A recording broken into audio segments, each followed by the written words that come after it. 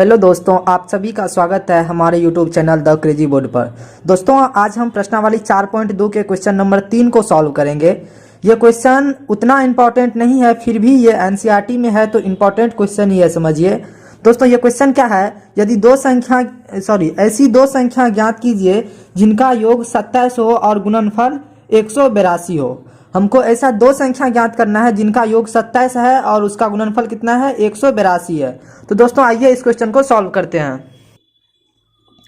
देखिए, क्वेश्चन लिखा हुआ है, ऐसी दो संख्या ज्ञात कीजिए जिनका योग 27 हो और गुणनफल 182 हो। तो हमको वो संख्या तो मालूम नहीं है, तो मान लेते हैं कि पहली संख्या x है। माना कि पहली संख्या बराबर x, पहली संख्या x है।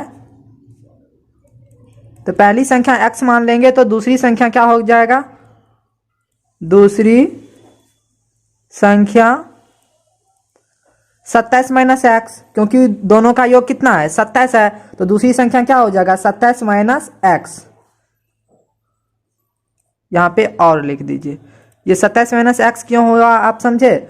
जैसे कि मान लीजिए दो संख्याओं का योग 25 है। एक संख्या अगर 5 है तो दूसरी संख्या क्या होगा, 25 माइनस 5, तब ना ये 20 हो जाएगा। तो जो दोनों का योग है उसमें से अगर पहली संख्या को घटा देंगे तो दूसरी संख्या निकल जाएगा। तो वही हम यहाँ पे किए हैं। उसके बाद क्या कर रहा है, दोनों का गुणनफल कितना है, 182 है। तो प्रश्न से पहली संख्या और दूसरी संख्या का गुणनफल कितना है, x इंटू 27 माइनस एक्स। गुणनफल का मतलब क्या हुआ, गुना। तो यहाँ पे पहली संख्या और दूसरी संख्या का गुणनफल कितना है, 182। तो 182 लिख देंगे। या अब 27 से x में गुना करेंगे तो क्या हो जाएगा, तो 27 से अगर x में गुना करेंगे तो हो जाएगा 27x माइनस x को x से गुना करेंगे तो क्या हो जाएगा, एक्स स्क्वायर बराबर 182। या 27x minus x square plus 182 को लेफ्ट साइड लाइए तो क्या हो जाएगा, माइनस 182 बराबर 0। उसके बाद क्या कीजिएगा, या इसमें से -1 कॉमन ले लीजिए। -1 कॉमन लीजिएगा तो क्या हो जाएगा, यहाँ पे हो जाएगा -27x, क्योंकि minus plus minus 27x minus minus plus x square, फिर यहाँ पर भी माइनस माइनस प्लस 182 बराबर हो जाएगा 0, बराबर 0। या यहाँ पर क्या हो जाएगा, -27x plus x square plus 182, फिर ये गुना में है, बराबर के इस साइड आएगा तो भागा में, 0 बटा -1 क्या हो जाएगा, 0। अब इसको एक सही फॉर्म में लिख लीजिए, तो सीक्वेंस में, तो एक्स स्क्वायर पहले लिख लीजिए, उसके बाद क्या है, -27x प्लस 182 बराबर 0। तो ये हम लिख लिए। जैसे ही आपको द्विघात समीकरण को सॉल्व करने की बारी आए तो सबसे पहले आप इसको द्विघात समीकरण विधि से ही सॉल्व करने की कोशिश कीजिए। गुणनखंड विधि में आप फंस सकते हैं, तो द्विघात समीकरण विधि से आइए इसको सॉल्व करते हैं। तो इसमें a बराबर क्या हो जाएगा, 1 हो जाएगा। b बराबर क्या हो जाएगा, -27, और c बराबर क्या हो जाएगा, 182। तो a b c मालूम हो गया, और सबसे पहले हमको क्या निकालना पड़ेगा, d। तो d जैसे ही निकालेंगे तो d बराबर क्या हो जाता है, d बराबर होता है b स्क्वायर माइनस 4ac। तो b कितना है, -27, तो -27 का स्क्वायर -4 गुना a की जगह क्या है 1, और c की जगह क्या है 182, तो 182 दे देंगे। अब 27 का स्क्वायर करेंगे तो क्या हो जाएगा, 7 7 49, 4 7 दूना 14 दूना 28, 4 32, हासिल 3 दूना 4 3 7, माइनस माइनस तो प्लस ही हो जाएगा, माइनस। अब इसको गुना कीजिए, 1 से गुना करेंगे तो उतना ही होगा। तो 4 को पहले 182 से गुना कीजिए, तो क्या होगा, 2 चौके 8, उसके बाद 8 चौका 32, हासिल 3 4 3 7, यानी 728 हो गया। 729 में से 728 जाएगा तो क्या हो जाएगा, 1। तो डी कितना निकल गया, 1। डी निकालना इंपॉर्टेंट है, इससे ही हमको पता चलेगा कि इस द्विघात समीकरण का मूल कैसा होगा, वास्तविक होगा या वास्तविक नहीं होगा। तो यही इससे ये पता चलेगा। तो आइए इससे आगे सॉल्व करते हैं। दोस्तों, d हमको कितना निकला है, d बराबर हमको 1 निकल गया। तो d कितना आ गया, 1। दोस्तों, ये कॉन्सेप्ट आप याद रखिएगा, क्योंकि इस तरह के क्वेश्चन आपको पूछ लिया जाता है बिहार बोर्ड में। अगर d अगर बराबर या d जो है ग्रेटर देन अगर 0 है तो इसका मूल जो है वास्तविक और असमान होगा, वास्तविक और असमान होगा, असमान होगा। डी अगर 0 से बड़ा रहेगा तो मूल क्या होगा, वास्तविक और असमान रहेगा।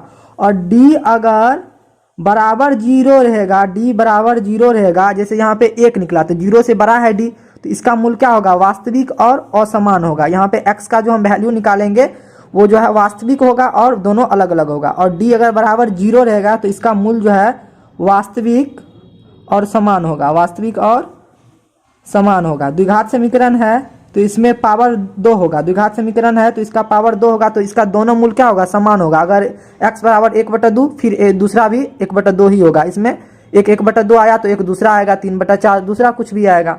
अगर d लेस देन 0 होगा, अगर d अगर मान लीजिए माइनस में आ रहा है तो 0 से अगर छोटा आ रहा है तो इसका मूल जो है, इसका कोई मूल जो है वास्तविक नहीं होगा, इसका मूल वास्तविक नहीं होगा, वास्तविक नहीं होगा।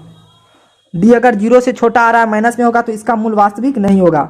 दोस्तों ये आप याद रखिए क्योंकि ये इंपॉर्टेंट है, क्योंकि बोर्ड एग्जाम में आपको द्विघात समीकरण दे करके पूछ सकता है कि इसका जो है मूल क्या होगा, वास्तविक और समान होगा, या वास्तविक और असमान होगा, या इसका कोई वास्तविक मूल नहीं होगा, ये पूछ लिया जाता है। तो इसीलिए ये आपको आना चाहिए। यहाँ पे डी 1 आया है तो इसका मूल क्या होगा, वास्तविक और असमान होगा, क्योंकि डी जो है 1 0 से बड़ा है। तो ये आप ध्यान में रखिएगा, ये इंपॉर्टेंट है। अब जो है हमको ए बी सी भी हमको मालूम चल गया, उसके बाद डी भी मालूम है, डी 1 है। तो ए बी सी क्या है, यहाँ पे हम लिख लिए, a बराबर 1 है, b बराबर कितना -27 और c बराबर 182 है, और d कितना निकला, 1 निकला। तो इसीलिए हम x बराबर क्या लिखेंगे, -b plus minus root d बराबर क्या होता है, 2a। द्विघात समीकरण की विधि से x बराबर यही हो जाएगा।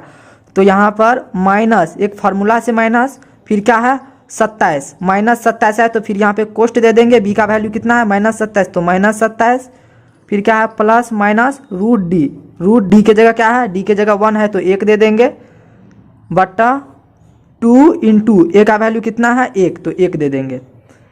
अब यहाँ पे क्या हो जाएगा, माइनस गुना माइनस, तो क्या हो जाएगा +27 प्लस माइनस रूट 1 का वर्गमूल क्या हो जाएगा 1/2।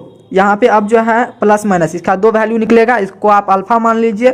तो अल्फा बराबर क्या मान लीजिए, अल्फा का प्लस वाला वैल्यू ले लीजिए, तो 27 प्लस 1/2, तो 27 1 क्या हो जाएगा 28/2।